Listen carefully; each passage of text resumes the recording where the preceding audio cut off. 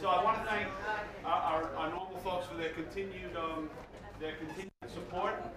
Archive Magazine, Photo District News, you see some magazines here. Those are all for the taking. Please take them. Jeff Roberts from American Illustrator, American Photographer. Here again, we appreciate all the help you're giving us. And David Schonauer from Photo District, from Pro Photo Daily, giving us highlights of some of our photographers, which has really been great. The wonderful folks who've given us equipment from B&H, and the great folks of Photo Shelter, who constantly give us their space, which is really wonderful.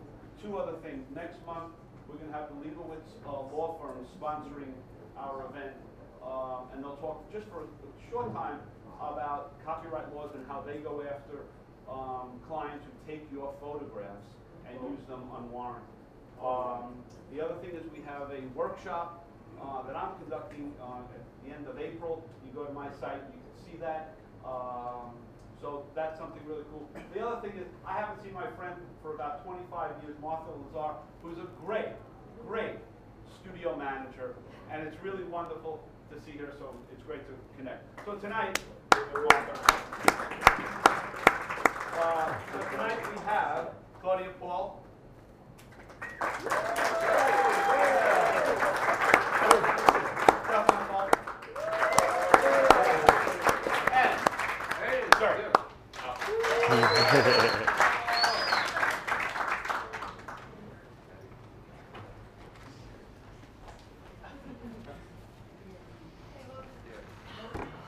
Hello, is that on? Okay. Good evening. Thanks all for coming to the German evening here at the projections. My name is Dirk Arnschütz. I'm the father of a 7-year-old boy, and I am also the only child of a single mom. I never met my dad. I didn't really miss him much either. He was just not a factor in my life growing up. So when you're raising a boy, you face many tricky questions. Most like, should I yell at him now? Should I yell at him louder? Did I yell enough? Can I stop yelling now? And while I was pondering these questions, I realized that I don't really have a male role model for raising a son. And so I became curious about how other dads were doing it. And that was probably the first step towards doing a series about portraits of fathers and sons. Obviously, the father-son relationship is incredibly influential for both. And there are also big changes going on in our society right now about how we define fatherhood and masculinity. Also, there's a backlash going on these changes. And so beside the personal curiosity, I became curious on how that looks in a larger sense in our country.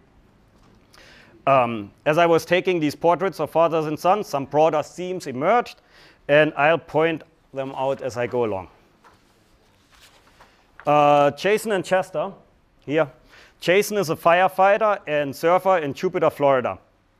He's obviously very concerned about security in his professional life, but as you can see in his safety protocol for skateboarding with his son, he's also confident in his physical abilities. Like everything in skateboarding and life, it's about balance. I photographed fathers and sons from many different cultural, ethnic, and socio-economic backgrounds, and from many different parts of the country. The different ways you can grow up in the US are pretty astounding. Yeah, thank you. Neil Becker. Okay.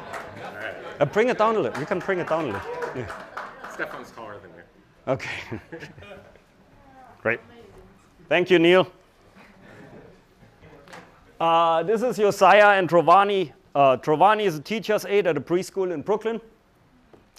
Josiah's parents are not together anymore, and he splits his time between them, which is a reality for many kids these days. So, Dirk, as you do a project like this, as you start or as you're in the middle of it, is it painful on some level, based on the fact of your dad in that situation? No. I mean, I had my mom was great. And I never really missed my dad in that sense. I never, like when I was a kid, I never, I never was like sad that I didn't have a dad. It was always fine, and as a kid you always think your situation is completely normal anyway. So my mom did a really good job. It's more like maybe it's not painful. At certain points I became a little more curious about my dad, but it's hard to know if I can find him now, Curiosity to find him or not? It's 50-50. I mean, there's definitely curiosity to find him. There's also things that you can up a can of worms, not just in my life, but in other people's life. And I'm not totally sure. I'm not totally sure if I want to find him. Yeah. This is Edwin and Aldous. They actually come from the UK, but they spent a part of every summer at a lake cabin in Maine. And I think relationships between loved ones are very strongly based on memories. And how you spend your childhood summers creates outsized memories for most people.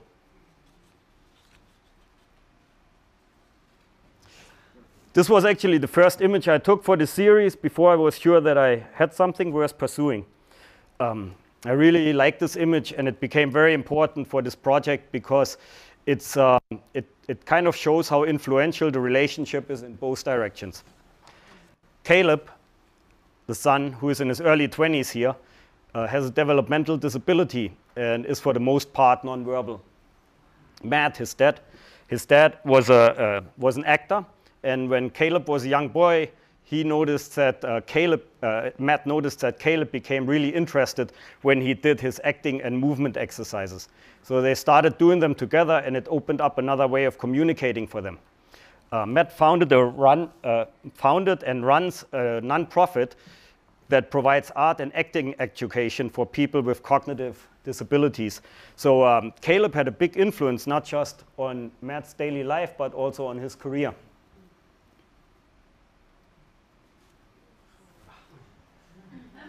This is Jansen and Hector.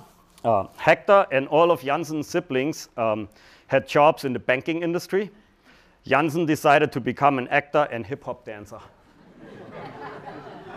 Where is that? That's in Long Island. Yeah, they had a built-in radio. I mean, that was the coolest kitchen I've ever seen.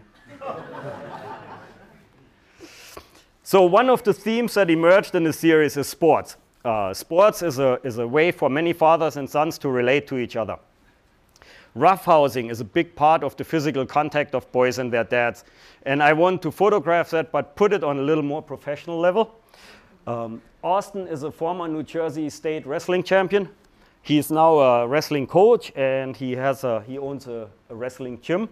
And he's been training his kid, John Michael, since he was 3. And I really love how happy this kid looks in his dad's headlock.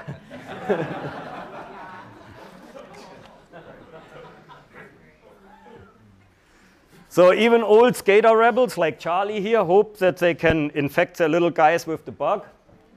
So he's taking Atticus skating already. And obviously, if you and your kid have a shared interest, it makes many things easier and might carry you through some rough patches. Now, who's this handsome devil dad?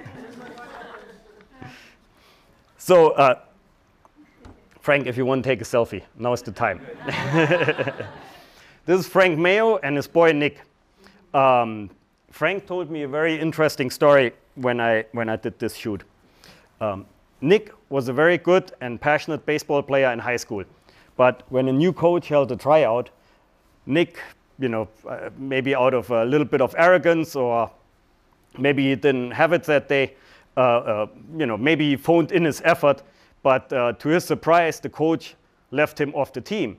And he was devastated, as a teenager would be. The dads of Nick's teammates, knowing how good he was, called Frank and offered to talk to the coach to give him another chance. But Frank turned down the offers and let Nick stew until, for the year until the following tryout.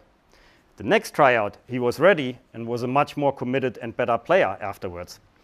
And I can totally see how that was a good move by Frank, but I also know how hard that must have been on Frank and on Nick. But, Frank is a hard man, harder than most, and so he did it. The playground. Before there's sports, there's the playground. And I don't think many parents are fully prepared for all the time they have to spend on a playground. This is Justin and Tristan. Justin, the dad, was a Vietnamese refugee and was adopted by Polish-American parents when he came to the States. He definitely taught his kid how to rock a pair of shades. And just as a cultural aside, this being the German evening here, and me being German, last summer I was in Munich with my family, and they have playgrounds inside of beer gardens. And, and this is a much, much more civilized way of doing that. So, Dirk, as you do this project, how does your mom feel about it? I mean, what's her input? Not much of an input. I can't say that she's like overly interested in my work. She likes it. So another theme that kept coming up in fathers and sons is protection. Protecting your child is the big job for every dad. The other big job is to give them freedom and let them learn, and sometimes learn by failing. To find that balance is not always easy. Here's Edwin and Sean. Sean has some special needs, and Edwin works pretty hard to make the trains run on time in Sean's world. And I really like this picture, not just for the father-son aspect, but it's really like, I've been living in Brooklyn now for, over 10 years. And this is like so old school Brooklyn to me. They are definitely very tough, but they're holding hands, and I love that mix of tough and tender. And I really like this picture for the Brooklyn aspect of it.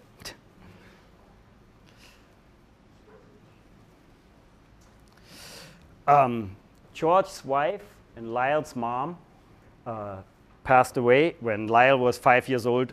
And George had to guide his children through that traumatic experience while dealing with his own grief. And so when you're a parent, you never know what you're called upon.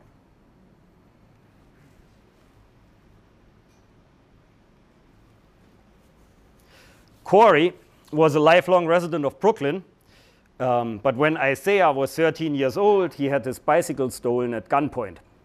After that, Corey and his wife looked for a good school on Long Island, bought a house in that school district, and moved the family to the suburbs.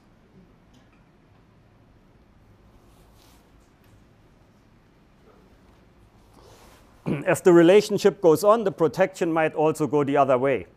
Arnold here has a house and a big property in the Berkshires, and he always took care of it himself. But as he's getting older, his son Neil has to step up and do more and more of the work and advocate for his parents.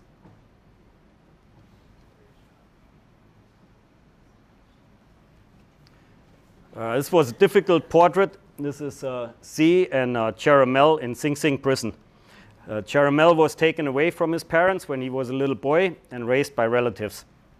His portrait was taken during a graduation ceremony for inmates who took a course to become better fathers and family men, even though they're incarcerated. The idea behind this course is that if you can be as good a father as possible in jail, and also after you get out of jail again, the likelihood of your son going to jail or you returning to incarceration after serving your sentence goes down. Obviously, somewhere along the line, the son had to show some forgiveness toward his dad for their relationship to continue. It's a little aside. The inmate photographer is taking their picture with a Polaroid camera or like a Fuji instant camera, because everything in prison has to be analog. There's no internet and no electronic pictures in there. So now we're entering the uncomfortable part of the slideshow, because now we have to talk about money and socio-economic differences and how that can affect parenting. And thank God it's short. This is Justin and Brandon. Brandon is actually one of the good friends of my kid. Justin lives and grew up in the projects in Red Hook, works for the city, and he's definitely very careful and protective of Brandon, and teaches him to be careful, because when you grow up like Justin did, even small mistakes can get you in big trouble. On the other end, this is Bill and Will. Bill comes from a working class background. He went to college on a tennis scholarship and became very successful with his business. If there's ever a problem with his kid, he can get him coaches, counselors, therapists, tutors, and a lot of individual attention. Obviously, there are problems and solutions throughout the socio-economic spectrum, but with wealth come more options and a bigger safety net. Here's Giulio and Rocco. Rocco worked for the Peace Corps, traveled the world with his family. Giulio did very well for himself in the financial industry. He retired from that and is now producing movies and theater. And now when Rocco comes visit him, he can enjoy his cup of herbal tea poolside with a nice view of downtown.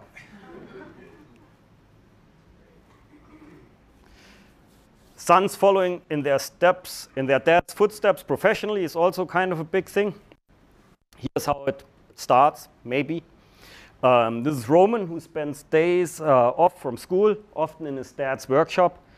John designs restaurants and bars. And just by hanging out there from an early age, Roman can absorb a lot of what goes into that kind of work. If he gets into that kind of work, obviously remains to be seen. Wyatt and Clint. Clint has a horse ranch in Santa Fe. They also have a rodeo arena. And Wyatt is already very involved in the daily work. And he literally left right after this shoot to go to summer camp for ranch management in Texas. Clint and Wyatt are both outstanding ropers, and they have a pet buffalo.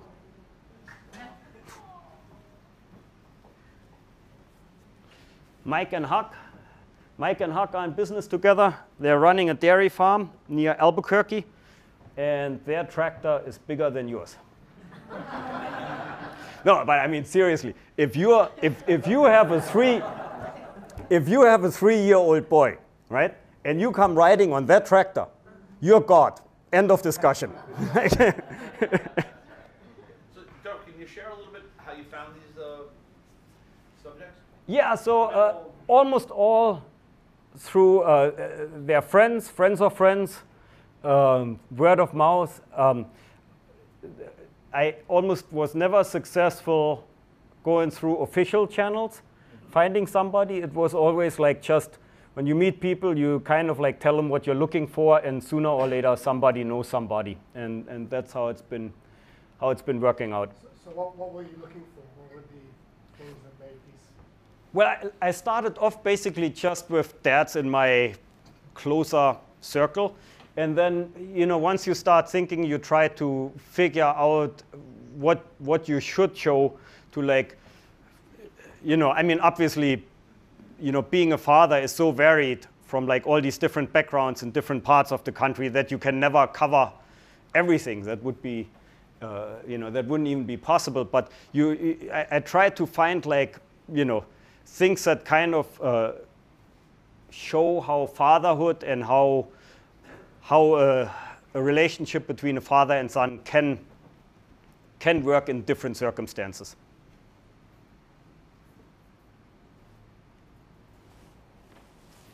It's Gio and Willie. They're both artists and arts educators. So was Willie's late dad, Guillermo. We put him here as a little ghost on the table with his book. All three were are artists. All three were educators. Gio in New York. Willie has an art school in the Dominican Republic. Sometimes it's close, but it doesn't quite go all the way. Here's Mark. He's a lobsterman out of Kennebunkport, Maine. Colin was considering to become a lobsterman, but his dad talked him out of it. So Colin works now in retail, but still occasionally helps out on the boat.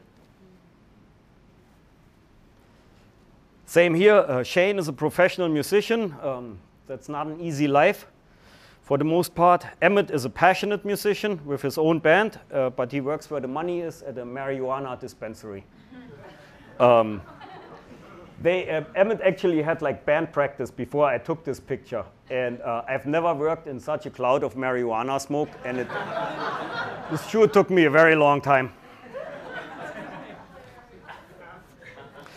Some of you might know this guy. This is Andrew Hetherington. He's a great editorial photographer. His dad, Stuart, was a DP in Ireland. And when he was visiting Andrew, they traveled the country together and collaborated on a photo project called Dadcation. And they have a great sense of humor. It's a really funny project, and it's well worth a Googling. Where's that sign? That was in the Lower East Side. That was like 2nd Avenue and Houston Street. This is Chuck and Craig. Chuck is more or less your typical Florida Republican retiree. Craig is your more or less typical liberal New York City sociology professor. They love each other, but you know, like the rest of the country, there is a bit of strain in that relationship right now. A theme that I didn't really anticipate when I started the series, but that will pop up if you photograph a few people in the US, is immigration. This is Brian and Yuan Qing. Yuan Qing is a Chinese immigrant. He's a truck driver and speaks very little English. Brian is a typical American high school student. He's on the track team. You know, and it goes really quick. His dad is Chinese. The kid is American. It's a pretty fast development. Santiago, the boy, was born in the US. His dad, Adrian, is an undocumented immigrant from Mexico. Santiago is blind, and he was actually a few weeks away from going to a boarding school for the blind. Adrian is wearing a mask because he received a kidney transplant about 2 weeks before we took this picture. They're very devout Christians, and their life used to be pretty stable here. But with what's been going on in the last 2 years with immigration policy, it has become much more uncertain for them. This is my godson, Nick, and his dad, Jan. Jan moved here from Germany. He's a doctor, and he heads the neurological ICU at a New York hospital. Nick is a high school student. He plays piano and trumpet, and he's also on the soccer team. And they're both very busy people. Where is that? It's upstate New York. It's in Woodstock. And they have a weekend house, and that's where they spend quality time together and where they connect with each other.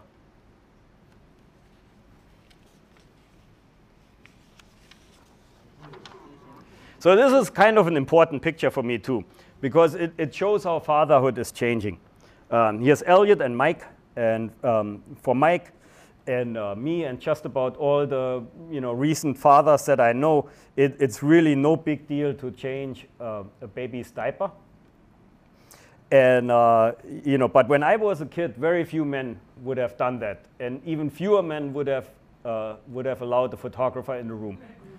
And it's a small sign, but it's a sign how things are changing. And just like that, it's also the way a family can look now. Is maybe not so much changing, but expanding. David was doing charity work in Costa Rica when he met Robert, and he adopted the boy with his now ex-partner. They live in Manhattan. Robert goes to school in the Bronx, and I photographed them at their weekend house upstate on the Hudson River. Here's Mark, William, and Michael. Michael is the vice president of the PTA at William School. And in this picture, I really like Mark's dad move of reaching across the books that's William reading to pet the dog. And I like William's son move of completely ignoring his dad. And so, you know, definitely, you know, a family that would have been unusual, you know, not too long ago is pretty much normal these days. Paula is a father who transitioned from male to female when she was 61 years old. Both her and Jonathan are pastors. Paula, when she was a man, was a televangelist and ran a mega church on Long Island. After she transitioned, she lost all her jobs, and she has now a small congregation in Colorado. Jonathan, who leads a church in Brooklyn, wrote a book about his experience of his dad becoming a woman. Spoiler alert, it wasn't easy. They recently gave a TED Talk together. And it was kind of an interesting shoot because I was taking pictures, and they were like, Jonathan had a problem in his church, and they were discussing it, and his dad was counseling him on how to deal with that problem, and I just stood there and kept taking pictures while they were, you know, having a conversation that had like absolutely nothing to do with me. It was an interesting experience. The last few images are about the fundamentals. Here you see Al and Paul in Al's backyard. Albert was diagnosed with pancreatic cancer not long before the shoot. Paul is an artist who works all over the world, and he cleared his schedule to spend time with his dad.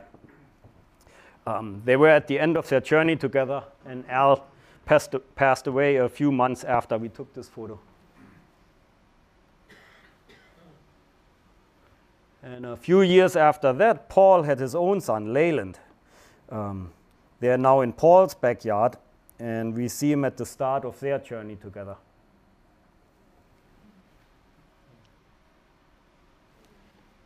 And this is the last image I want to show tonight, Andrew and Homer.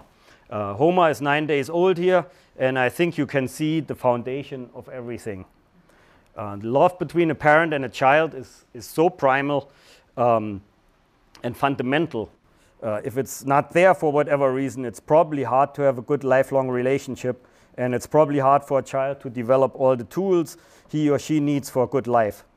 If the love is there, there's a good chance it will carry father and son through difficulties and shortcomings.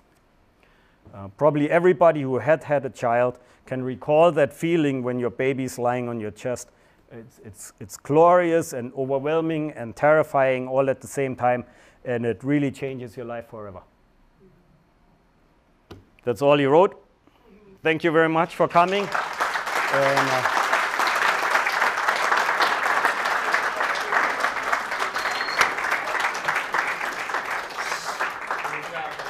Any questions for Dirk? All right. First of all, I'm totally impressed. Amazing talk. Thank you. Amazing story. Everything is great. What I kept noticing, because I'm also from fashion background, is all your photos are so perfectly stylized. Did you talk to them in advance? Like, did you style them, or it was just an accident that they came together so well composed together? You know, it's like blue shirt. No, that was really, I tried not to interfere with that because I wanted, so I mean, obviously the photos are set up, they're all lit, so I very carefully picked the locations, you know, a lot of thought went into that, but then I didn't really stylize what they were wearing and what was there. Because I think the approach was that I wanted it to be like memories a little bit from the feeling, and I also photographed the photos for the most part pretty loosely because I want to incorporate the environment. But you know, memories are usually like a little bit messy, you know, or when you remember stuff, there's always like weird little details and I want to keep them all in here. Also, another question is like I was kind of expecting that your last picture is going to be your Yeah. your son. Is that? Did you do that? Yeah, no, not yet. There is a self-portrait coming. I've been dragging my feet a little bit about it, but yeah, there is one in the pipeline. Yeah, yeah. One in the back. Have you thought about doing fathers and daughters, or mothers and sons, or mothers and daughters? No, that's not my problem.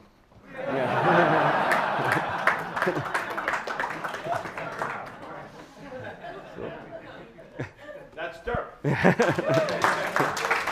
All right. Thank you. Take a quick break. Great job. Thanks. Thanks. Okay, thank you. All right, I want a beer now. Yeah, me too. You want this seat?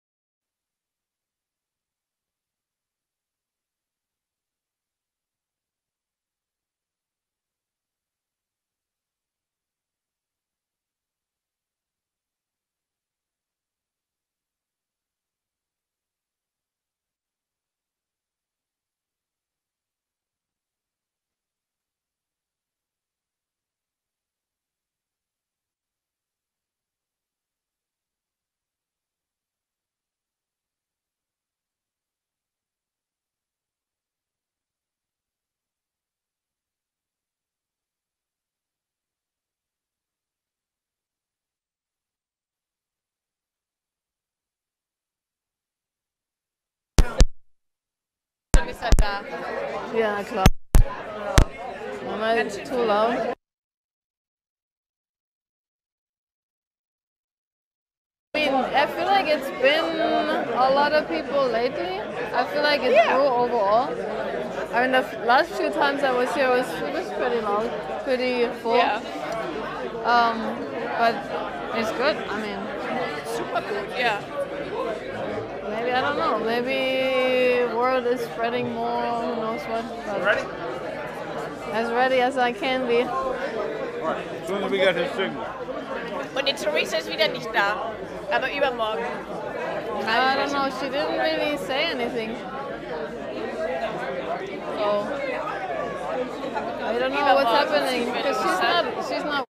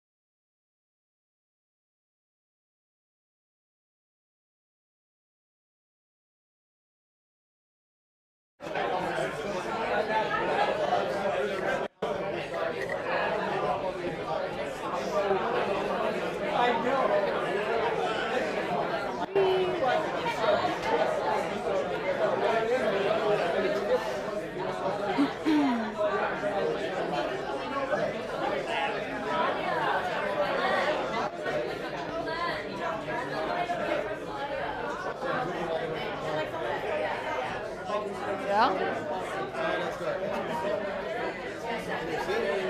Can you see this? That's more important. It's, it's more important to see the pictures than me.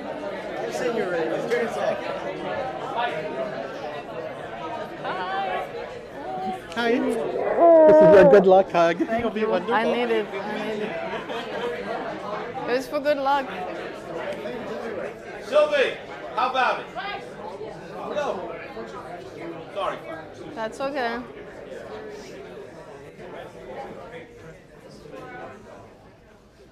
Claudia Hall. All right, thank you. I'll let these guys sit down first. Okay. All right. Hey everybody, thank you for coming out. And let me know if I'm not speaking loud enough, because. Okay. I need a microphone. Okay, I'll try my best. I don't have the loudest voice. So, anyways, thank you, Frank, for having me. This is one of my favorite events in the industry because it really creates a nice community and, all these supporting faces and, get to see some great work. And so thank you for that. I appreciate it. Yes. And so I'm going to start out. I wanted to talk to you guys a little bit about my nonprofit work that I've been doing over the years.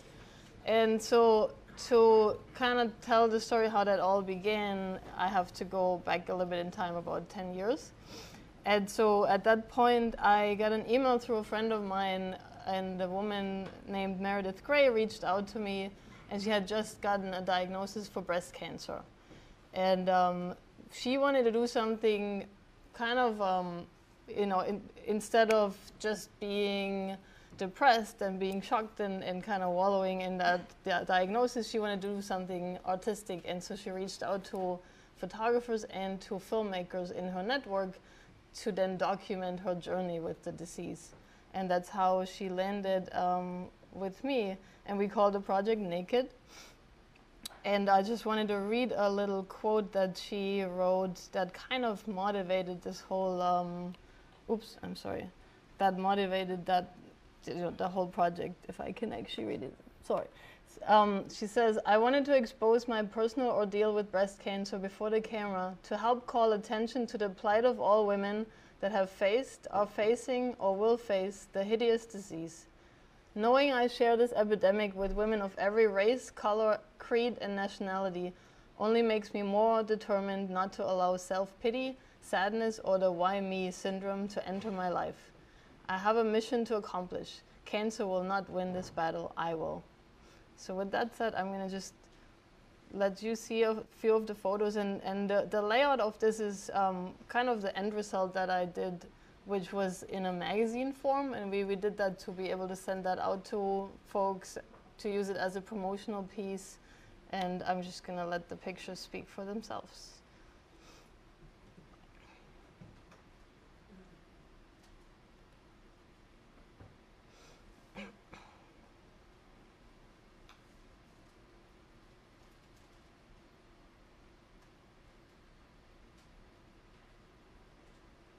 Can you give us a time frame of how long this is? The interesting thing was we met, and basically the week after I went to her first doctor's appointment, and shortly after she was already scheduled for surgery. So the whole project, I would say, I was with her as much as I could, and it was probably throughout about a year, because following the surgery you have radiation, chemotherapy, that whole thing.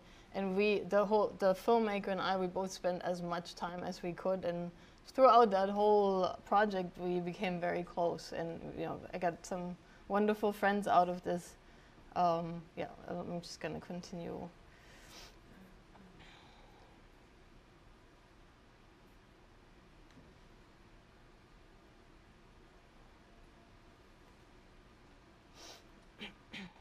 She seems like a very engaged subject.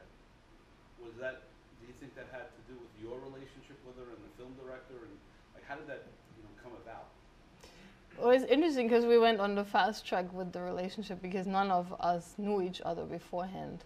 So we went from strangers to spending a lot of time together, and we stayed over her house a lot, and really were the people in the hospital that she saw first. So it really went super fast, but she was just very trusting, and she had the whole idea was really driven by her wanting to do something that she could share with the world, and very brave, I think, and it really created this almost like a community for other women to reach out. She ended up putting up a Facebook page that became very, very active, and a lot of women reached out, and it gave them a platform to talk and to exchange just little things like talking about a procedure, what to expect, is this very painful?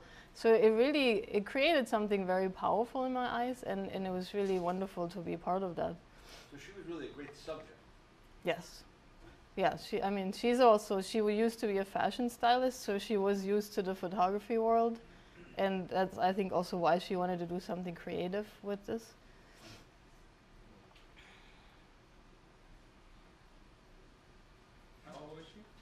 She was around 50 at the time. And she's doing really well, by the way. This is a happy ending. I didn't want this to be a downer after Dirk's beautiful presentation, but yeah, this is a happy ending. What's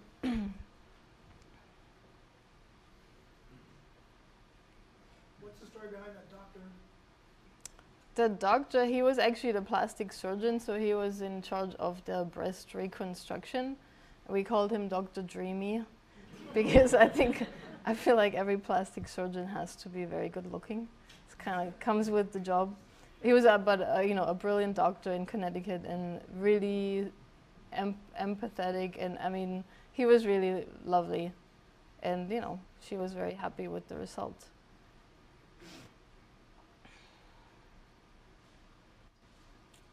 All right, so this was actually the back cover of the magazine.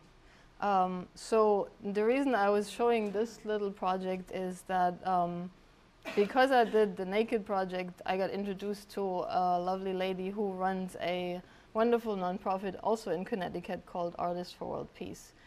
And I got introduced to Wendy Black Nasta, and really liked what she's doing out in the world. She has the nonprofit is fully artist run, and they're very grassroots. All of the volunteers are very dedicated and committed, so there's not a lot of money that gets lost in between, you know, doing the fundraising and then putting the money into the projects, which is something that I really, really liked. And so, you know, I wanted to get involved, and they happened to work a lot in Tanzania at the time. And so I just asked her if I could be part of it and if I could come take photos. And so in 2012, I think, I went there for the first time. And their work there basically started at an orphanage, and the orphanage was run by a local woman, but she didn't really have the financial means to, you know, take care of more and more and more children that came to her. So Wendy came in and started helping with, you know, feeding the kids, making sure they have clothing, making sure they have a good teacher at the orphanage for the little ones. And then later on, she started helping to pay for tuition so the older kids could go to a good English school, which is a problem when you're in a village like that, because most of the local schools, they don't teach English at all. They're all in Swahili, and it's very, very basic education. So a lot of the kids, you know, they don't really have a future in a sense of beyond, you know, working in the village and doing more agricultural stuff. And so yeah, so I'm going to just walk you through a little bit of what I've experienced there.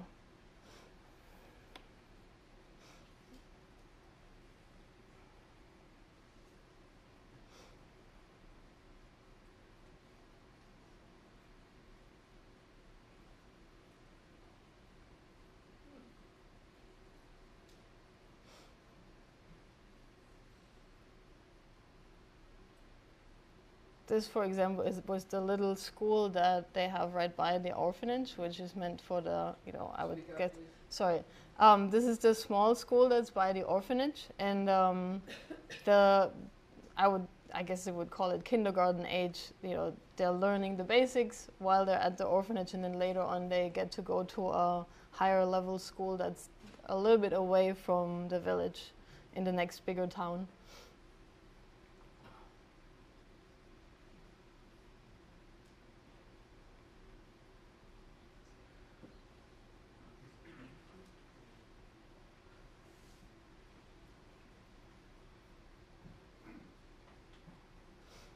And so the work, they started with the orphanage, but then as they were working in Tanzania, they realized that, you know, there's a lot more that they can do than just helping the kids. And so Wendy, the founder, she started giving out microloans, mostly to women, and it would basically help them start their own businesses, and they could pay that back over several years, and it worked really well for them. And then there were other projects like they would start a peace pig project, which they called, and, you know, they would raise pigs, sell them for profit, and that again helped run the orphanage. And the same goes for chickens. And they also built a grinding machine, which actually turned out to be the most profitable, because a lot of villagers would come, bring their what do they call it, their corn to be ground, and then they pay per kilo. And that really helped making a profit for them. But then the biggest project that they did there is to build a health center. And they were able to bring first an eye care team, and then second also a dental team to provide all the villagers with free care. Are those permanent there? The eye doctors and dentists, are they permanently there? So they were there for 2 weeks with us, and then what they do is afterwards, when the teams leave, they open the clinic once a month, and the local hospital helps out to keep that running. Okay.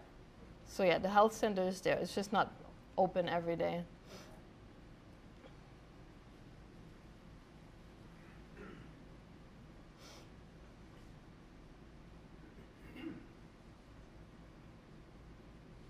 Can you speak to how this work helps you in the commercial world?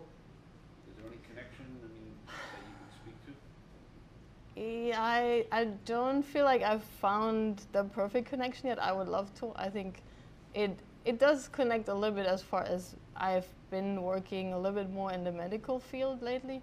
Because of this work? I don't think so. Honestly, I don't think, I mean, my interest is there, but I don't think it has actually facilitated that per se. But yeah, there are definitely parallels, and I enjoy that world. So, The language is the same, right? yeah, I mean, it's more documentary style, and I think, I mean, when I shoot this kind of work, I also try to really keep it more lighthearted and not too depressing. Because in the end, this comes down to helping with fundraising. So you don't really get people to give you money if all you're showing is, crying children. So, we're trying to keep it positive and show more of the good stuff that we're seeing there.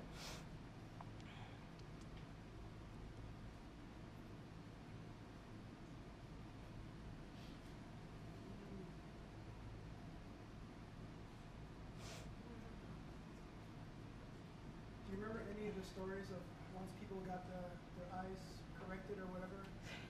I can tell one story, and it would pretty much go perfectly after this little video that I'm showing, because there's one character in there that really, really stayed with me, and that I'll probably never forget. So let me just make sure that we're going to have sound here. Okay.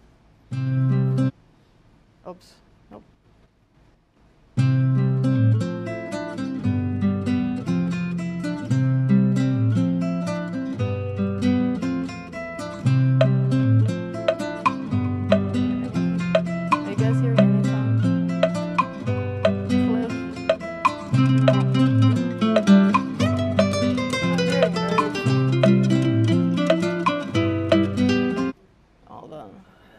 I don't know, Cliff, can you help with that?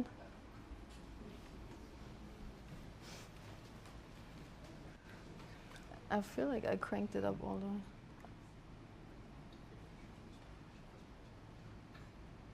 Nope.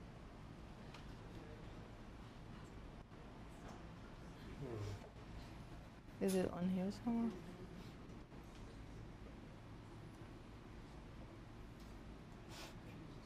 Technical difficulties. Sorry, guys.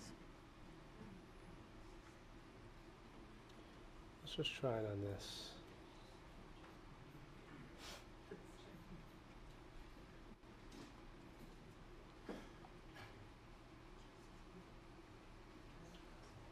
Yeah, you have to, I think, hit that one. And now hit play. Good enough. Yay, thank you.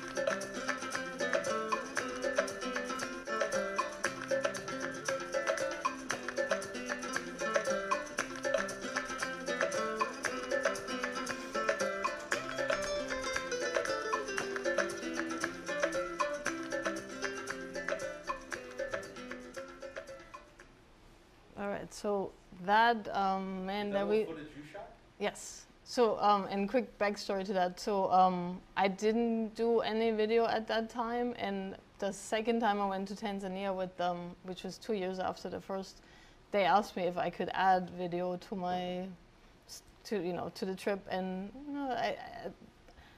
I didn't really feel good about it, but I've just figured, I'm doing this, I'm committed to the work, so let me try it out. And so it was probably not the best way to learn it, being in a third world country and having limited equipment, having very little help and very unpredictable situations. But it was interesting because I realized that I can use the same aesthetic that I knew from my photography and applied it to the video. And it kind of let me tell a broader story. And this is just kind of a little overview, but we usually do longer pieces for them and we interview people. We have a real narration, and that's something you can't do so easily with photos only. So what we noticed with the nonprofit is that it really helped their fundraising, and it really kind of made people connect more to what they do. By being so far away, they don't really understand what's going on over there. So showing those videos at the fundraisers really, it just really increased their profits and the money coming in. So I'm glad they pushed me to do the video, because it's a nice skill to have. And so to come back to that story of the one patient that stuck with me was the man that you saw at the very end.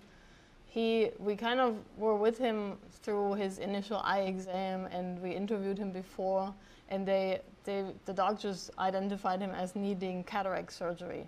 And so as far as I understood, all he could see was kind of shadow and light and very blurry. So he knew us, but he couldn't really recognize us. And so he ended up being in the local hospital and getting his eye operated on, and I was able to be with him in the operating room. It was really fascinating. And to see him that was the day later, to get that bandage off and to see him actually use his eye like that, this is something that I'm never going to forget. And you could see by his expression that he was ecstatic, and he then saw me and I guess recognized me by my voice and just started waving and started running towards me and hugging me, and it was just, it was beautiful. And that's pretty much sums up why I like doing this kind of work, because those are experiences that are just unforgettable, and just makes you feel like you're contributing to something bigger than just making money. So yeah.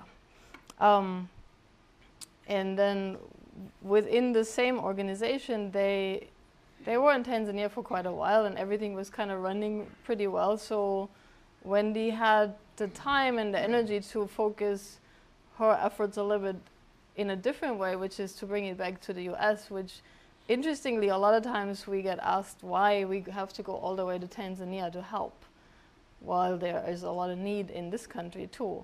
And so in the end, we went over to South Dakota, and there's an Indian reservation called Rosebud Reservation, and Wendy has connections to that, and she's always wanted to do something with Native Americans. So knowing that the healthcare for them is very, very limited as well, we basically took the same eye clinic concept and brought it to South Dakota last year. And I'm gonna show you a little quick video about that too, if it works, hopefully, with sound.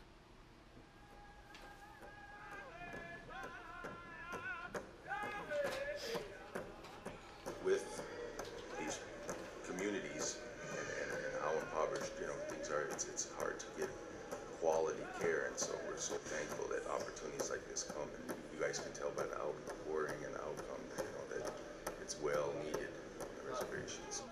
The Indian Health Service, you can only call one day a month. It's the first Monday of every month. You have to start ringing as soon as 8 o'clock in the morning to try to get somebody on the line. If you don't get anyone on the line by 9:30, by the time you get a live person, they've already filled those appointments for eyeglasses for the entire month. I didn't check my eyeglasses for 3 years, and I think I'm going on my third year, I think. Every time I see these little kids, I think about, am I going to be able to do something to ensure that they're going to have every opportunity to prosper in school and go on?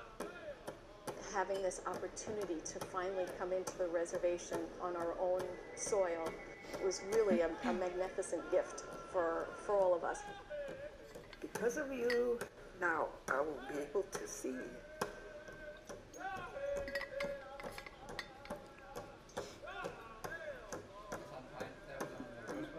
Yes. And how big is your crew? So at Rosebud, I had the luxury of having my editor with me as well. So he was kind of second shooting, and which also with the editing helps a lot when he's actually there, because he knows exactly what we did, and he's already starting to edit in his head, and he knows kind of the shot that we need. We also have Wendy's husband, who's a musician, but also a really good sound engineer, so he's usually our sound guy. So that helps a lot. So it's, basically the three of us wrangling all this. And how'd that feel from a photographer to go to a collaborator? It feels good because you need the help when you're doing video. I mean, it's in Tanzania, the first time I did it all by myself, and it's a little bit overwhelming, especially if you're interviewing people, you're worrying about sound, things cutting in and out, you have to monitor that at the same time, but you're also possibly shooting with 2 cameras. So it's very, I love the help when I'm shooting video. So you embrace that whole idea? Yeah.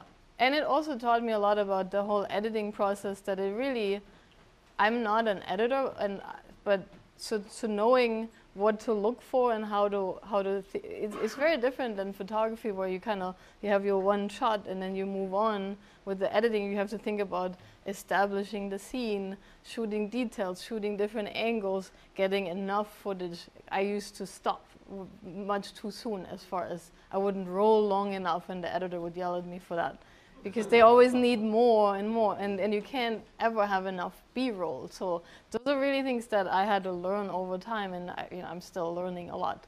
But it's it's kind of clearer to me at this point. Yeah. So the last part of my presentation is going to take us to a different part of the world, India, and that was a little bit different because the trip was really a personal trip. It was a group of photographers. We went to India, led by a friend of mine who does these great excursions for photographers. And Say who that is. William Vasquez, great guy if you want to travel with him. Super fun. But the thing is, he also works a lot with nonprofits. So what he did is he reached out to this nonprofit called Sita, and they happen to work in the western region of Rajasthan, and they are trying to build a girls' school over there. So that project is still in the making, but what they were hoping to get from us was to get, general images of the people, how they live there, how they look like, what the culture is like, the circumstances. So for them, again, that would help paint a picture as far as their future supporters, to help them, get that school built. So that was kind of a fun assignment in a way, because it was very free and open. There was no specific goal. So, we had a lot of fun photographing there, and, some of those images are getting used already, and hopefully some are getting used more in the future. And ideally, they would have us back when they're actually building the school, which would be fantastic to document that.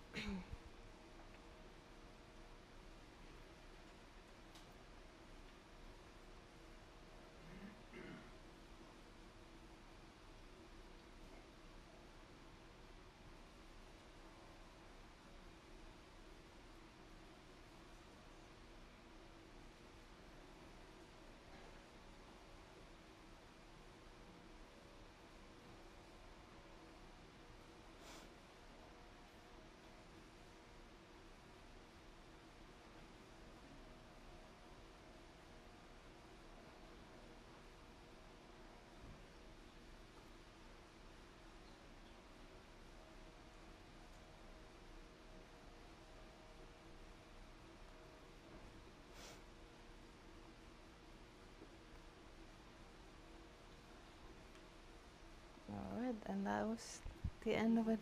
Thank you so much.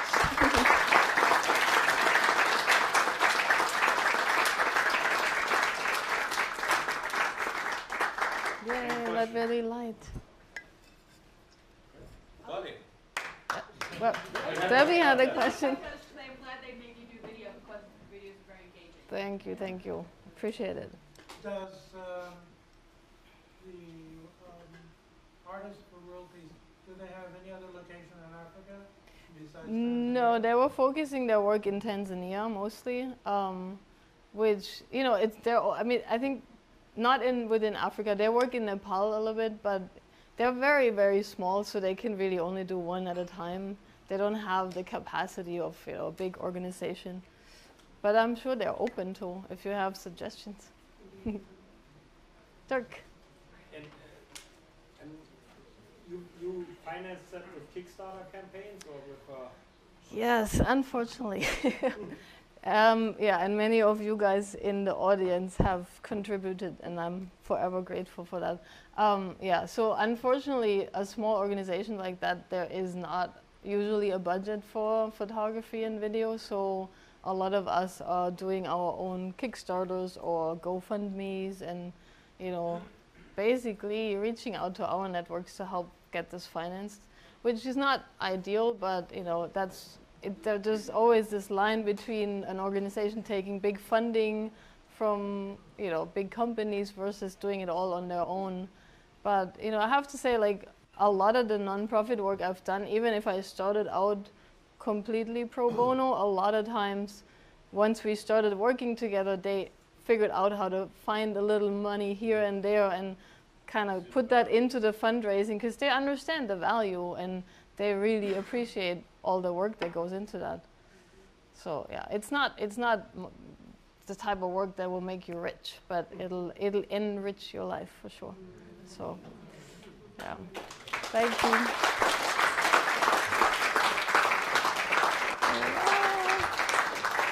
We'll take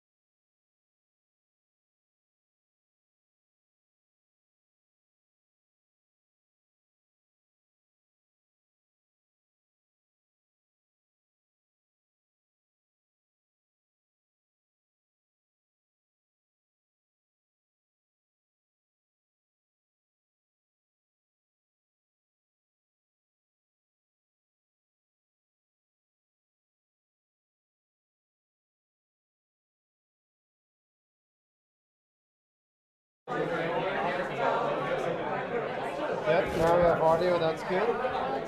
So just hang out for a couple more minutes. Frank will introduce you. Focus and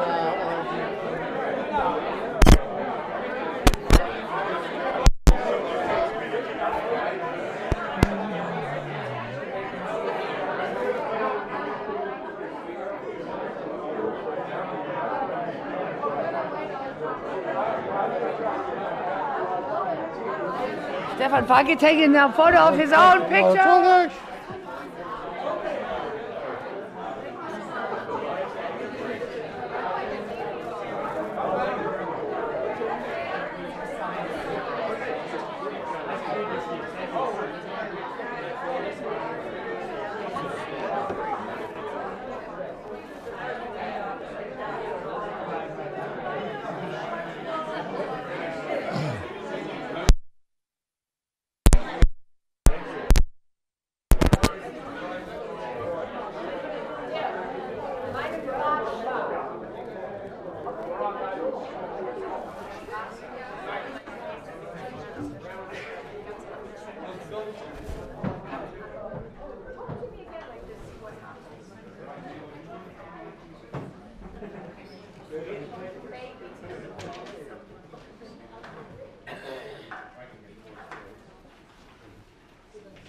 Kerry, if you could stop eating and shut the lights off there in the kitchen.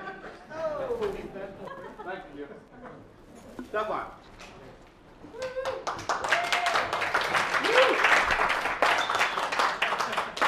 Good evening, everybody. My name is Stefan Falke. And first of all, thank you, Frank and Cliff, who works tirelessly behind the scenes. I mean, there's a lot of work to put this together, so I really appreciate you guys doing this. And I've been working, well, I grew up in Germany. This is a German evening, right? So I was born 11 years after the war. Shortly after I was born, the Berlin Wall came up. And with it, the whole divide of the country between East and West. So my generation just grew up with a physical and deadly border in our own country. So when I moved to New York, not right away, but especially in the 2005, 2004, 2005, I became aware of the Mexican border because the news from there were like constantly negative about be it immigration or violence or the drug wars or weapons one way and drugs the other way. And it was so obvious that somebody tried to really make that whole region look real bad. And one of the reasons is, it's easier to militarize a zone if nobody cares for it and everybody stays away from it than if people think like me, it's one of the most interesting regions in the world, culturally and otherwise. I mean, it's unfortunately a challenging situation. My project is not about immigration or not even the drug wars or any of that. My initial thought was simply, I get suspicious when I hear the media and the politicians talk down on a certain place for a long period of time.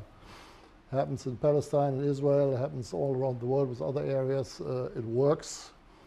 So I guess if we don't point out the cultural sides of places that are in trouble, then people after a while, after 10 years or so, of hearing bad news about a place you simply don't care about. You don't want to hear about it anymore. I mean, it's like you get to a point where you get tired of it. So my project is not about art either. It's about the artists. And my belief is that artists always know what's going on more than others, definitely more than politicians. They kind of have, as I say, the finger on the pulse of society, and they reflect it to the outside pretty fast. So I started this in 2008, and everybody I talk about this project to says, "Wow, this is timely." It's not timely. It was timely 10 years ago, and it will be timely in 10 years from now. It's just timely, period. But it has nothing to do with this administration. They do everything to make it worse. That's true. But it's not just the Trump thing. 8, 10 years ago, the situation was probably worse than it is right now, especially in terms of violence. But anyway, I thought, you know, all the bad news had to be countered with some good news, and it's usually true in every part of the world. There's always, the bad part is always like 2%, 3%, 4%, and the rest of people live quite a, you know, at least cultural life, and I was always interested in binational areas to begin with. When I left my parents' house at the age of 19, I went straight to the corner of Germany where Belgium and Holland and Germany meet. And I lived there for a while because I mean, it's nothing better than to be a direct neighbor of another country. I mean, it's just so interesting because you have this, you know, I don't really like the singularity of a country. I like the you know, that's why I'm in New York. I mean, this is like the epicenter of you know, there's nobody here that isn't here. I mean, it's like, it's amazing. So I started photographing artists. I work with artists in my professional life all the time. I work on movie sets. I do portraits for magazines about artists. So I'm like, you know, I'm kind of an artist myself. I really never know. People ask you, are you a photographer? Are you an artist? Well, I say I'm a photographer. But there's definitely always an artistic point to our work. And like the other two projects that we saw, I mean, this is basically why we became photographers, which kind of makes it difficult to make a living of it too, you know, because we are so into what we are into, and this doesn't make you any money. But we got to do it anyway. And the biggest reward for me doing this is doing it. I mean, I have no idea how happy I am when I'm at the border. I'm just in my element. You know, I mean, it's just lifting up the camera, you forget everything else. So I start with, this became my cover picture. I never have any idea of what I'm doing. I mean, I just meet artists. There's no, this looks like a highly staged, planned production shot, right? Maybe not production shot, but it definitely looks like somebody has thought this out, and I haven't. I mean, this lady is Rachel Ronning is an American photographer. She's lived in Mexico 4 or 5 years. This is an Agua Prieta, Douglas on the other side. And we were shooting for hours until she said, I have this binational flag in my car, should I bring it? I'm like, you know, usually I don't like signs or flags or anything that says anything. So yeah, why not, you know? And so I shot this. I wasn't standing or anything. I just held the camera. I'm tall, she's small, and I could just about see what I hate being tall, but it's on books.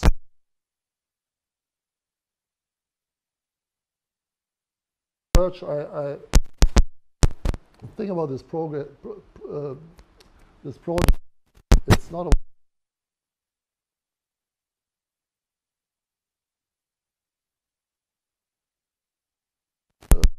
democratic project. I would search for 1 or 2 artists in a particular area.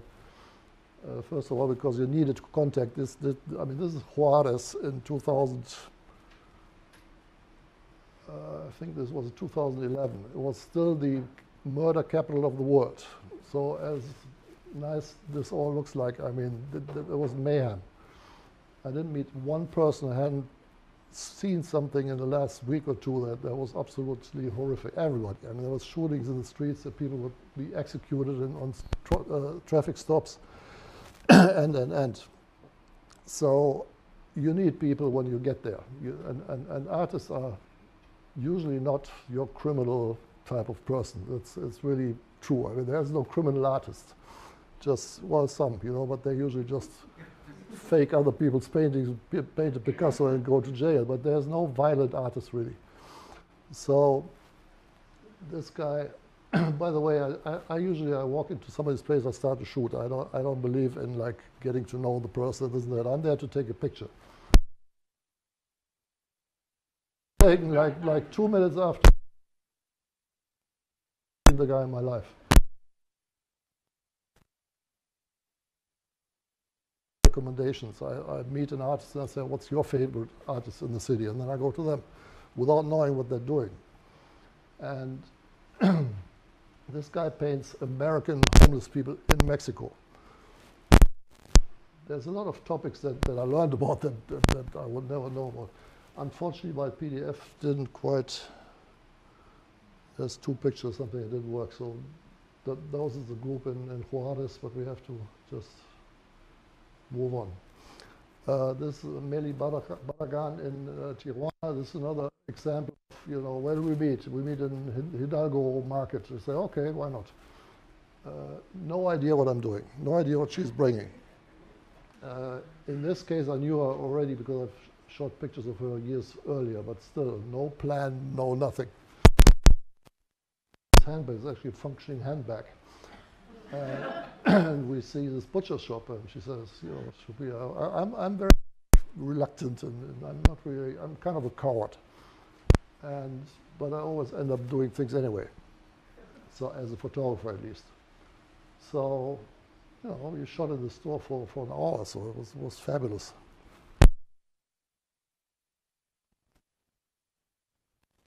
Buildings that would deteriorate with the building, those things. Back then, I mean, these places with Tijuana was really, really dangerous. I've been all over the border. I've photographed 200 artists to date. Again, I started 10 years ago. The border is 2,000 miles long. I went to Mexico, but now it's both sides, so it's really 4,000 miles. It's an immensely difficult project, travel-wise and cost-wise. So I've been everywhere. There's not a place on the border.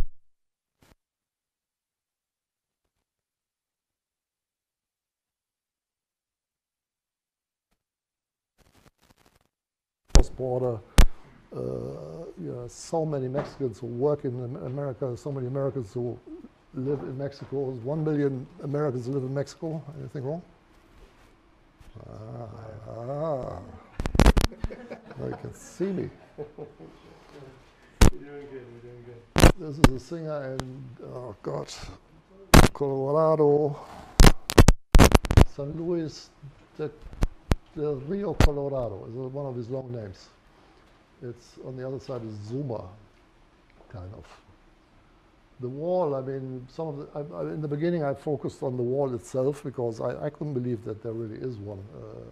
And these big projects usually start with us wanting to go there, and it's a curiosity, and then we make a big project out of it just to be able to do it, And I couldn't believe this wall really exists in the form it does. And I mean, wall, fence, whatever you want to call it. This is massive. And now they want to build something else. I mean, I don't care. Personally, I don't care. On the Mexican side, they say, bring it on. We have a bigger canvas because you can't paint on this thing. The artists are really kind of humorous about it. They say, bring it on. The higher, the better. Which is not really true, but this, I was setting up a picture, but sometimes the picture before the picture is ending up as the picture. I have a portrait of him standing there. He's a doctor. I found that quite often that people have another profession, especially doctors and dentists, who are extremely good artists and have big exhibitions and all that, but they can't live from it. There's no market in that part of the world for art. Tijuana a little bit because LA and San Diego are close by, but basically, which is kind of the good news, there's art being made for the art's sake. But at the same time, it's bad news for the artists because they can't live from it. This is also I have world famous artists in my project, and I have artists who never anybody has heard of, and I didn't care. I mean, I wasn't looking for any of them. I was simply looking for artists whom I knew had a kind of influence on the communities that I lived in. And he is a world famous glass-blowing artist. His brother too, they work as a team. And I'm staying away from politics as much as I can, and I'm smiling because that's not really true anymore. And that's what Trump does, really. I mean, we all get a little more active, and I believe that photography and other arts have to be connected to some kind of activism these days. I mean, somehow. And so I let you know, whatever is going on, I let the artists speak in these pictures of, you know, the heart, the guns, I mean, and the hand grenades. How better to depict the violence that is going on there. This is a singer from Tijuana, one of my favorite models. Some people I've revisited too, and her I've shot, I think 2 or 3 times. This is, I mean, some of these stories are just so amazing, and one of the mistakes of my project is that I don't write. And I've tried to bring a journalist. I just simply don't have the money for having a journalist with me all the time. So a story like this is just outright crazy. I mean, this is a photographer who started a project about this tram that is rotting in the desert in El Paso. And this tram used to go from El Paso to Juarez through the border. It was a cross-border tram way back, right? So, needless to say, when they closed the border for these kind of activities, they just parked it near the airport in El Paso's desert. There's nothing rusts, you know. So this thing has been there for 30, 40 years. And he started a project, a photography project. Was actually majoring in something here in New York from the School of Visual Arts. And his, what do you call it, thesis or whatever, was this project. Fast forward, at some point, all of a sudden, the state of Texas gave him $95 million from some traffic fund. He became a politician, put this thing, you know, it was renovated, and now it's running again. To the border, not through the border, but it's running all over El Paso. I mean, it's just crazy. I'm going there next week. I have an exhibition with this topic in El Paso. And I can finally shoot the running tram. But this is just awesome, and the stuff that happens on the border is you know, just amazing. So I don't know why this picture is a little smaller, but this is Gretchen Bear. She lives in, I get it in a second, but this is in Naco, Texas. She lives on the American side, and she comes over every Tuesday, paints the wall with kids. She has 1 mile of painted. It's the longest border painting in the world. Unfortunately, this thing doesn't exist anymore because the border agents tore it down and put up a high security fence. They saved parts of it, but now she opened up a school for little kids, and they're all happy. This is a painter in Harlingen, near McAllen. A real good painter. I mean, and you look at his painting. I mean, there's nothing really nothing you need to say about it. As you know, half of the border from El Paso to Brownsville or Juarez to Matamoros is divided by the border is really the river. And when the river is full of water, a lot of people drown there. And it's probably the biggest cause of death besides the Sonoran Desert, where people die from the opposite reason. But this is really, I mean, most people can't swim, and they try to get through that, don't see how deep it is, and there's crosses like all over the place. This is Cañamo, a band in Tijuana, and I'm laughing because this was quite first of all, it was a real dangerous place. I wanted them there to have that view. So these things are staged. I mean, none of these people would be where they are without me. So it's not photojournalism in that sense. It's you know, it's not staged, but it is, because I'm bringing people to areas, and then I just let them do whatever they're doing. But these guys, they had fights, and it was like, I mean, fist fights, serious fights. I have the whole thing I put the whole shoot together as a video. Maybe at the end we can play it. It's a 2-minute video. You don't see them fighting because I was scared. I mean, that was ridiculous. But they are great musicians, and the highway is right down there. I mean, just a few steps, you would just fall into the abyss. And they started climbing the wall, and it was quite a scene. But Which side is American? That side. This is in Mexico. So again, I started in Tijuana because that's kind of the center of the border in a cultural sense, although Juarez and El Paso are the center geographically. But Tijuana is an amazing place. I was thinking about moving there, but then I got married, so now I'm stuck in New York, happily. But Tijuana is really, really the place to be, in my opinion. That's the same singer we saw earlier. This is another example how he is really a wedding, or was at that point a wedding photographer, but in his free time he works together with a painter, and he's from Reynosa, which is in Tamaulipas, which is a real, the violence there at that point was just ridiculous. So they put themselves in danger I mean, I was actually asking him, can I publish this, right? I say, yeah, sure, that's why I'm doing it.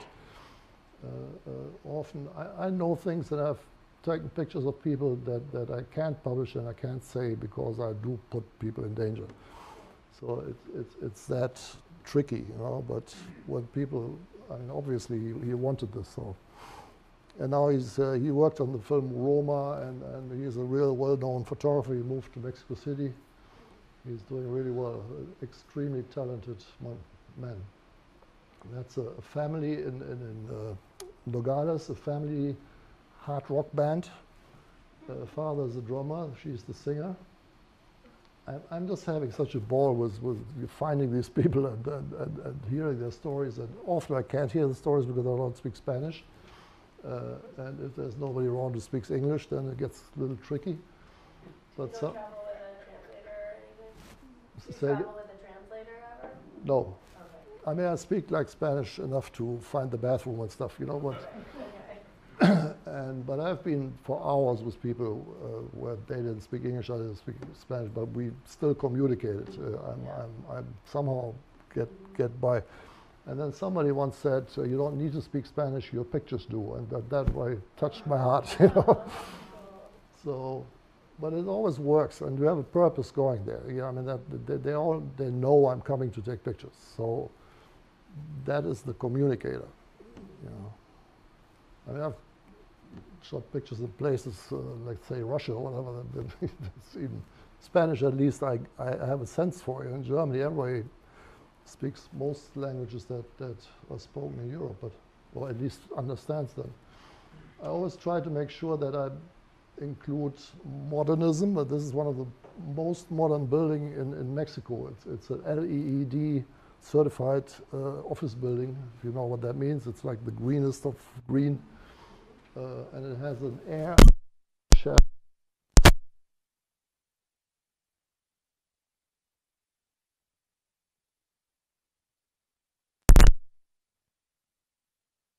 Because it was so difficult to photograph until I saw that little. Was this more of an assignment to shoot this guy? No, it's part of my project. No, but I wanted to show myself and the rest of the world that because when I started this, I was as brainwashed as anybody else. I thought there was nothing in terms of culture to speak of, modernism, modern cities, anything really. I mean, dirt roads, tequila shootings, the border, everybody lives there to come here. That was what they make us believe, right? Tijuana is an immensely modern city. Not everywhere, but the center is, you know, and this is one of the examples. Like, I was like, what, you know? And so when I saw this building, I needed to find the architect, and there he is, you know. It isn't easy to find them and get, you know, but everybody is helping. I mean, in 2008, I was definitely the only journalist on the entire border who wanted to do something good. Everybody wanted to see dead bodies, police, drugs, this and that. People were like, what? You know, you want to see artists? So, I mean, the help was, or still is, just amazing. This guy's father, he's a professor at the UTEP in El Paso, an art professor, and his father is a rocket scientist. He builds functioning rocket launchers. This thing works. But he kind of puts the system on its head. He said he has bombs, the next one, I think. It's a flan-tipped bomb. He puts pudding on these, you know, it's all like, he says, I'm defending America against Mexico by throwing tortillas and flan pudding and whatever. This is a real bomb. I mean, we had the border agents, they always freaked out. Took us 6 months to get a permission. It's the only picture I ever had a permission for to get that close to the border. And when he opened his car and had all this armory in there, these people freaked. It was, that's all documented too. But we could be here for days. That's the only Native American. See, after 8 or 9 years or so, all of a sudden I'm starting to get more selective. So there's the Tohono O'odham Nation, which is part in Arizona and part in Mexico, and the border cuts right through it. And 10 years ago or so, they built a small border fence, which is this one, just to keep cars from crossing. And it's a real pain in the neck for them. They have to drive like 4 hours to the next opening and then get through.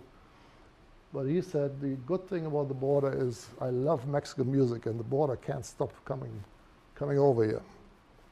I mean, he was this kind of philosophical. He hadn't been to the border in 20 years. He lives like 10 miles from there. So this picture is in Sells in Arizona on the reservation. This was kind of difficult. They're not easy to, you can't just walk in there and, But anyway, it's photography. It needs a little. This guy, and that goes along the lines that I'm getting a little more like into the politics of things.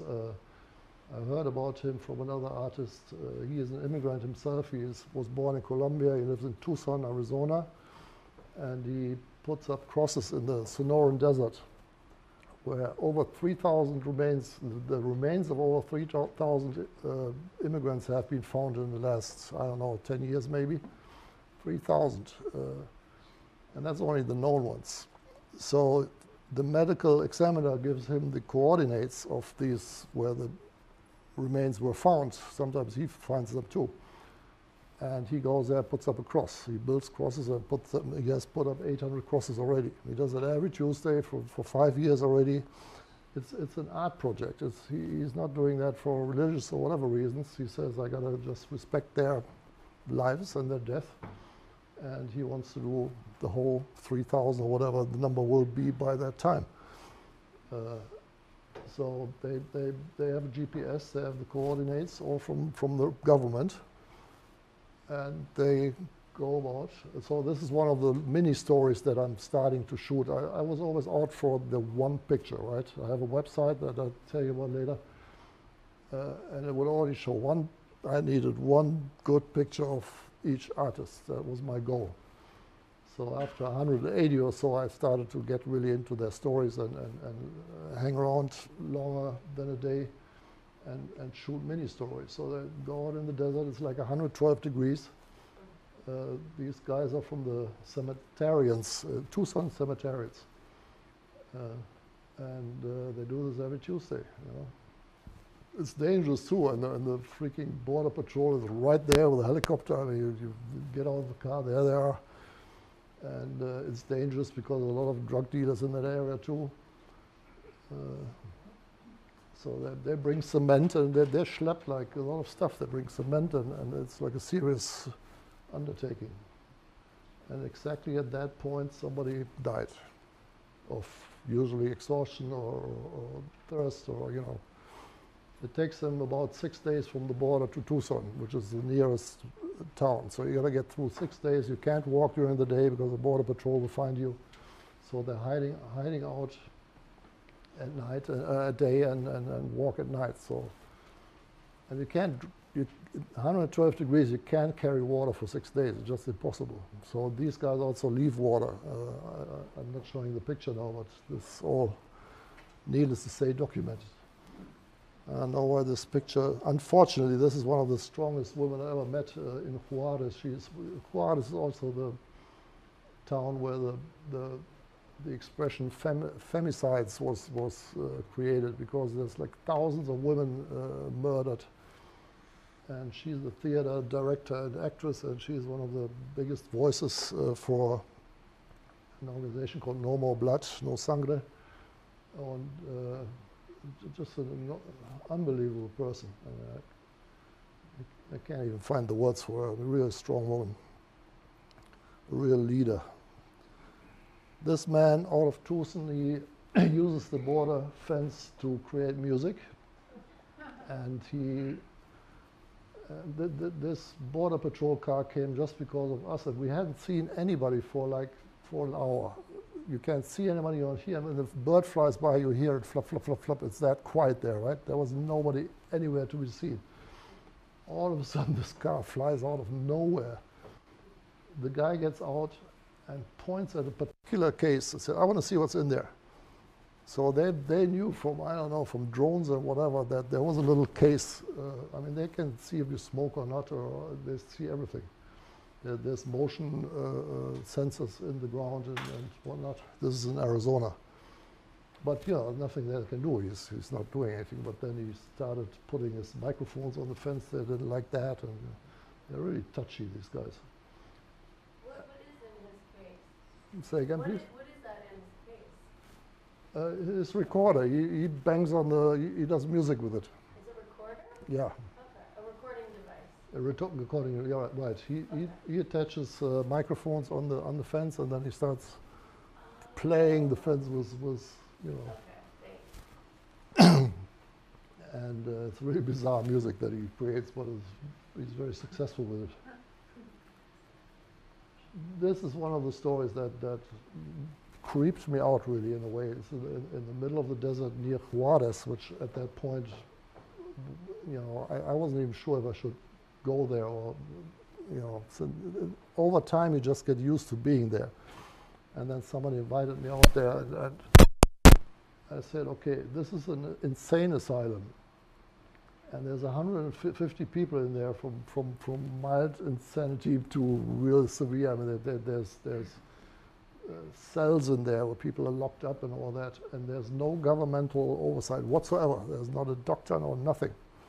It's all this guy who was a priest, who was a drug addict himself, who ran around Juarez, in his own words, naked for years and losing it, and then he found God and created this insane asylum in the middle of the desert. And it's really good. I mean, the thing is, like, the people in there are like, I would almost say happy. I mean, he has a few doctors who work for him voluntarily.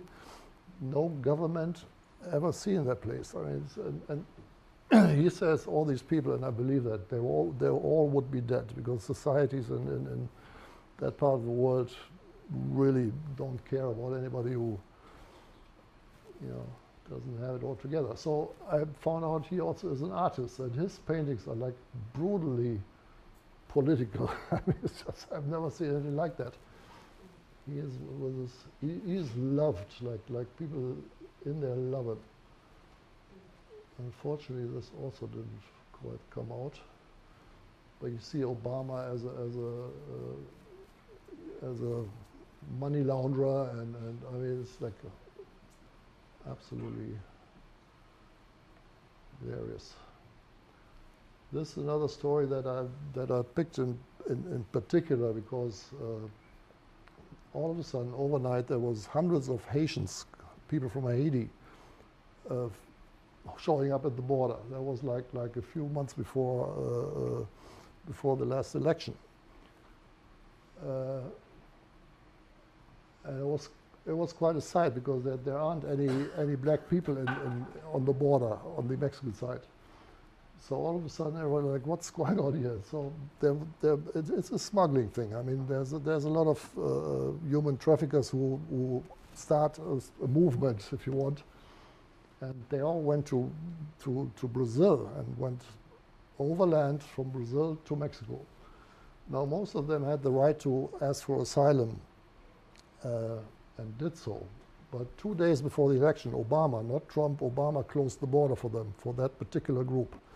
So now you had like a lot of families, half into Mexico, half in America already, and it was really chaos. This guy was here by himself, and he was stuck in Mexicali, where I took this picture, and he just loves it. He said, I don't even want to go to America. This is great. Because the Mexicans there, they celebrate them. They really greeted them with open arms. I remember when the first baby was born, Haitian baby was born in Tijuana. It was like a folks festival. Everybody was out there Never seen anything like it. So this guy said, if I'm allowed to go to the US, I go and buy canvas and then I come back.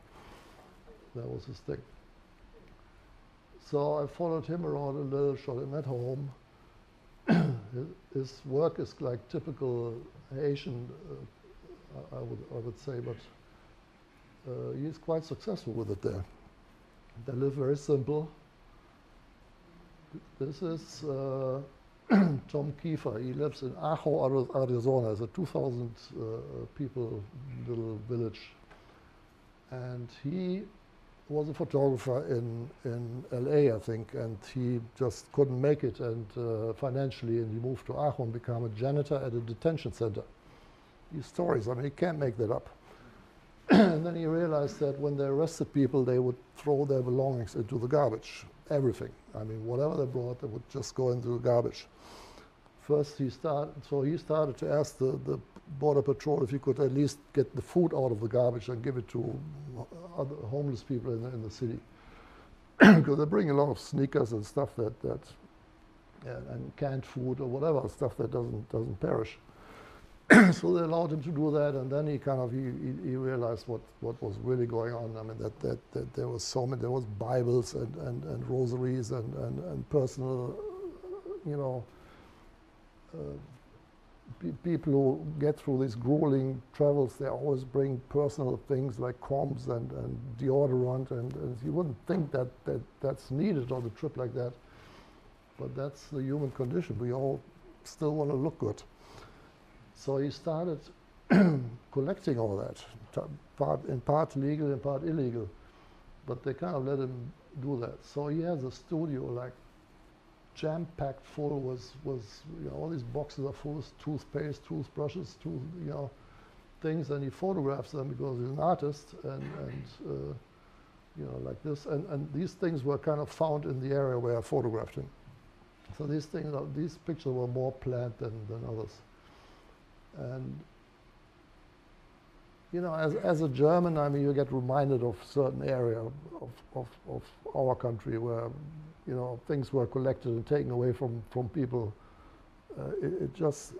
You know what I'm trying to say. It's never ending, So that's him. In the back, these are all blankets that were taken away from immigrants and thrown out. So what happens to all that stuff? He tries to find a museum to take it. It's enormously difficult. A museum? Yeah. Yeah, I mean, it's all catalogued and collected, and I mean, his artwork that he makes of it all has that reason. He wants to find somebody to respect it and take care of it. He can't do that for much longer. This is a group also, it's almost coming to an end. An opera singing operation. She's from, the middle one is from San Diego, she's from Tijuana, and the other one is Ukrainian, who lives in Tijuana, from whom I learned there's a little Russian community in Tijuana. I never knew that either. And they all came there because of music. They were invited to play for in the local opera and stage. I love it. So, I'm I'm just having a ball with people. I mean, because everybody whom I meet and who meet me, then they know I'm there for a positive reason. I'm not trying to do any harm. So we usually just having so much fun doing this. So they all got silly and ran around the water, and so did I. Then a Chinese tourist all of a sudden show up on the Mexican side of a whole bus of them. This is like 2 weeks before the so-called caravans arrived there. I posted a few pictures making fun of that. The Chinese tourists are storming the border. We should take care of it. This is one of my favorite guys from Tijuana. He's American but lives in Tijuana. He's a border poet. He used to speak poems through the border when the border was still approachable. And now there's a double fence. You can't, on the Mexican side, everybody can paint the wall or walk up to it or sit there or whatever. On the American side, they don't let you near it. And now they built a double fence, so you need a permission to get into the in-between space. And he managed through years of working with the officials to have a binational garden. So this garden goes around on the other side too, and it's in Mexico and in the US. And you have no idea how much work there was for him to have that allowed. It's just ridiculous. It's just a little garden, you know. And they get permission once a week to water the plants on the other side. There's a little gate they get in. And this guy is enormous. So I'm sorry this, I don't know how to make them larger, but it just doesn't work. Anyway, this was supposed to be the end. And that's it for now. And